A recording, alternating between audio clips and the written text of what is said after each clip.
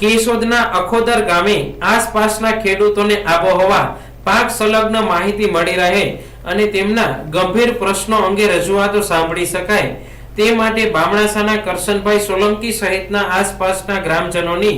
મદદથી એક વિશાળ ખેડૂત સભા યોજવામાં આવી હતી, જેમાં હવામાન તજજ્ઞ પરેશભાઈ ગોસ્વામી હાજર રહેતા તેમના દ્વારા આવનાર ચોમાસા દરમિયાન વાતાવરણ કેવું રહેશે અને ક્યારે વરસાદ પડશે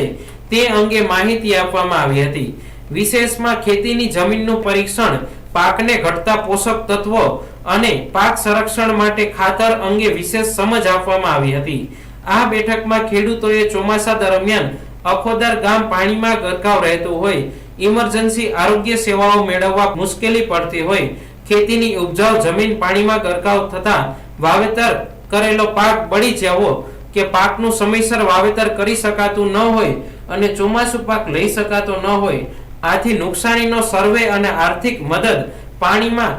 ઝડપી નિકાલ જેવી વિવિધ માંગો રજૂ કરી હતી। ગ્રામજનો અને ખેડૂતોએ આ સભાને સફળ ગણાવી હતી। અખોદર ગામ ચોમાસામાં બેટમાં ફેરવાતું હોય, ચોમાસા દરમિયાન ઇમરજન્સી આરોગ્ય સારવાર માટે ગામમાં એક ડોક્ટર અને એક એમ્બ્યુલન્સ ફાળવવામાં આવે,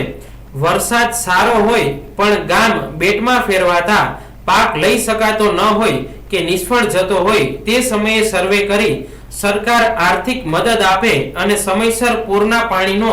યોગ્ય નિકાલ થાય તે માટે નદીઓ ઊંડી અને પહોળી કરવામાં આવે તેવી માંગ કરી હતી।